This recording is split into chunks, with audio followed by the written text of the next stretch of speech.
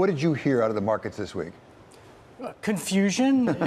It was an up week, and I'm glad it's Friday and that the machines have been shut off, but it was a very volatile week. The market was lower, the market was up.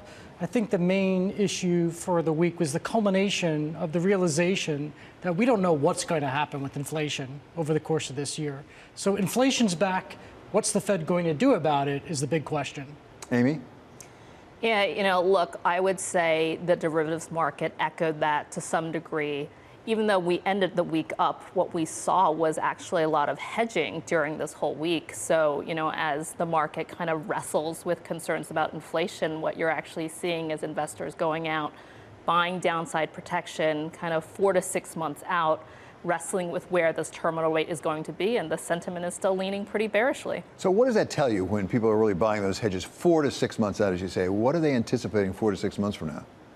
So, the derivatives market has to be very specific. So meaning if you don't get the timing right, it doesn't really matter if you get the direction right. And so, they're essentially saying 4 to 6 months from now, there is going to be some sort of reckoning. We're either going to be on the right glide path to a soft landing, or unfortunately, we may be wrestling with a terminal rate that is actually much higher than initially expected, and that could cause downside to the market. David, I'm curious about this glide path to a soft landing, where he talks about that. Are we on the right glide path, or do we even know at this point? Because we thought inflation's coming down. We've had some data in recent weeks that indicate maybe not so fast. Well, maybe the airport's moving around. It's one of those pop-up airports, and the lights for landing are still on. There's still a chance. But so much data has come in suggesting that inflation's sticky, particularly at services. Service demand is strong, thus jobs are still strong, and it's a really tight labor market. And I think you've got a labor market that's not too pleased with the pay they're getting.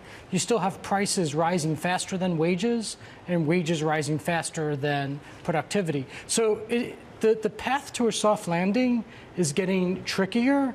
But I think there's still time, and maybe just a little bit of time left, for the Fed to act aggressively and bring down inflation fast. We'll talk about the Fed acting exactly. We're going to hear from Jay Powell next week, 2 days of testimony on Capitol Hill.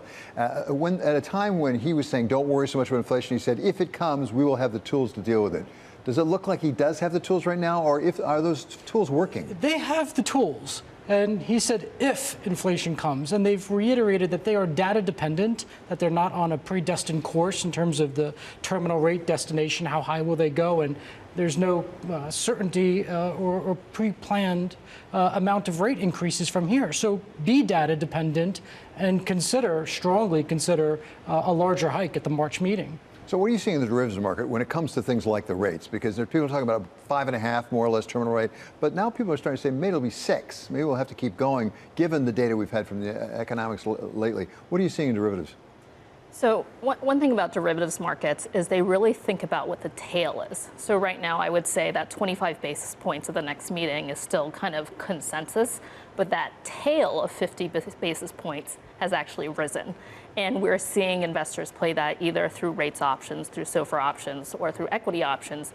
And you really see that, David, in the market structure as well, because we've really taken the tenor of the average option down from something like a month to a week or a day, because people are playing these data points so specifically because they matter so much. Well, I want to talk about this a week or a day. What does it do to have an option that's for 1 day or less than a day? It seems to be a big upswing in that. I guess it started with meme stocks, actually. It did, and it's, for someone like myself who's been watching the derivatives market for 20 years, it's just unbelievably shocking because right now, almost half of all volume in the entire S&P 500 is concentrated in options that are less than a day to expiration. That really tells you, one, how much the market structure has changed, especially on days like today where it doesn't seem to fit the market narrative. But secondly, it exacerbates this intraday volatility that you haven't seen in a way since prior to the pandemic. It's really changed the market structure of the day-to-day. So this is what I don't get about that, David. I would think normally, given all the uncertainty out there, people would be saying, I don't want to take as much risk. But trading in options for less than a day sounds like a pretty risky venture. I guess some investors don't want to pay for the time value, and maybe they think they've got the right trade for the day. I would simply say that that's why I don't read into any one day's market activity. It's been volatile. I think that's the message in the equity market and the derivatives market. This week was especially volatile in the bond market, and that is the root of a lot of the uncertainty out there. Where are yields heading, both short-term interest rates and longer 10-year Treasury bond yields? And the 10-year yield poked its head up above 4% this week. And I think that's a reminder the bond market only has so much patience, and I think it's running out for inflation to come down faster. So to put you in the spot here, because I think you're the derivatives person, are your derivatives taking some of the value away from the signals we're getting out of the equity markets because we can't quite tell? It's all about options?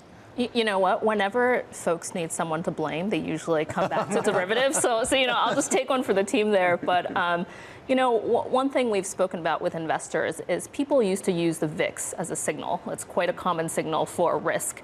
The VIX is broken down, so the correlation between the market and the VIX used to be if the VIX went up, the market should be going down, and vice versa. They've been going in the same direction for a while, and part of it is the VIX isn't capturing what's happening intraday. It's essentially capturing what's happening kind of on a 1 month out basis, but all the action is really, really short dated, and so even some of our gold standard indicators, if you will, for volatility are having to be reframed.